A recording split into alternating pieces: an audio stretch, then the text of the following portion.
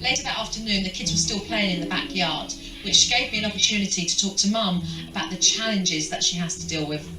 You know, 4 kids, do you find that overwhelming?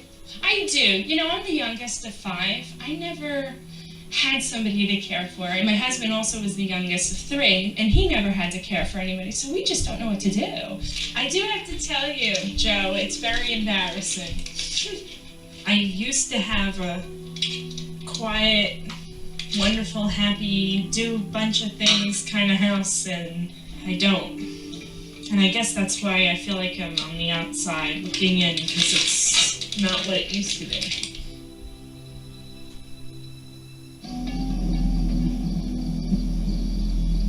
Let's eat!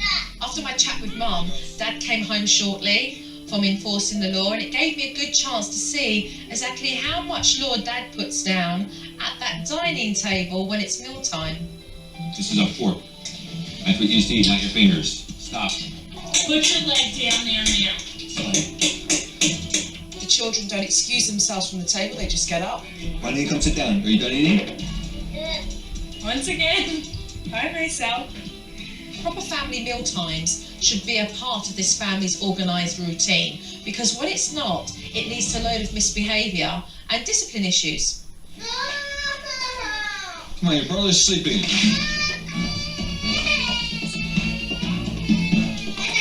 Stop. Stop. Stop.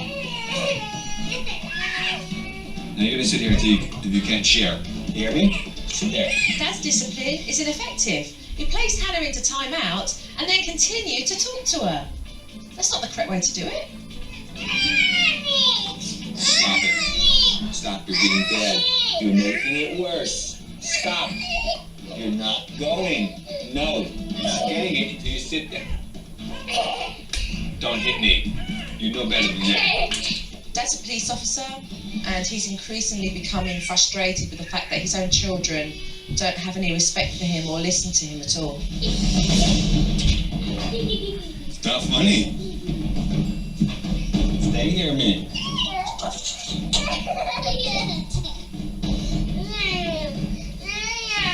The reason why the kids don't listen to Dad is because when he puts them into time-out, he continues to have a conversation with them.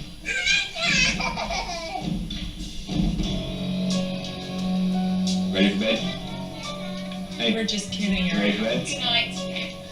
So bedtime rolled around, and I'd seen enough and knew exactly what needed to be said and done in this house. Sleep well, the pair of you. I look forward to seeing you tomorrow. I've had a really good day of observation, though. Yes. A really great day. I've been able to see a lot, so I do need to sit down and speak to you both tomorrow morning.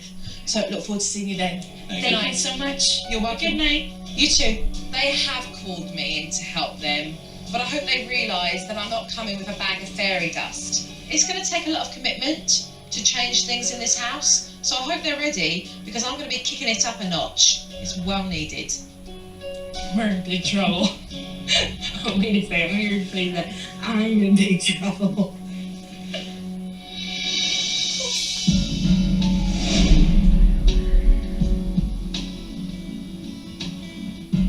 It is obvious that the pair of you love your children a lot, that you care about how you raise them. But the irony in this situation is that, Joe, you spend time on the streets reinforcing the law, and yet in your own home, that's not being reinforced. Why is it so hard to give it to your own kids, Joe? Just that I don't want to be the bad father or the dad who doesn't have fun or anything like that. Deb, how are your kids going to take you seriously if when you discipline them, you laugh at them? How do I stop laughing? Well, you recognise. Don't use it as an excuse, Deb. It's not cutting it here at the table. Okay, you recognise that if I don't stop laughing and use a firmer voice that's going to exercise my authority, then these kids are going to realise that it's all a big joke. And that to me is absolutely crazy. You're in cuckoo land. No, I want you to stop laughing for a minute. Okay, I don't want the humour at this table right now. If you want your kids to respect you, then there's got to be a point where you're serious. Or your kids are just going to run amok and you're not going to be in control. Let's talk about stealing. Your little one goes into a shop, takes something, and then realises it's okay to do that and do that again. That's a problem. We pay for things. At home, it's ours. But you haven't said that. And Joe, you're a cop and you've got your own kids stealing. If anything, I'd have thought it would have come from you first. Where's the consequence? Earplugs, Joe. I use them on occasion. Shut yourself off. I don't know, I get a lot of headaches from the noise, and that's why I put the earplugs in. I would like to see no earplugs anymore.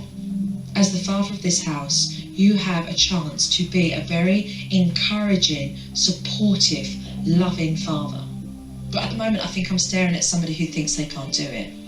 Am I right? Pretty much. But I know you can do it. Because if you couldn't, you wouldn't be doing the job you're doing now. Just overwhelming. So we deal with it or we don't deal with it? I deal with it. Mm-hmm. We try or do we change this? Change. Because I don't do try. Okay, well let's get some work going. Let's go. Coming up on SuperNanny, Joe and Mom lock horns over the family schedule. Stop arguing. This is so immature. Let's focus on what we're here to do. And Joe lets her know exactly how she feels. You are lazy. I don't believe that. It's not cutting anymore. If you want results and if you want change, then you accept that you're doing things wrong. When SuperNanny returns.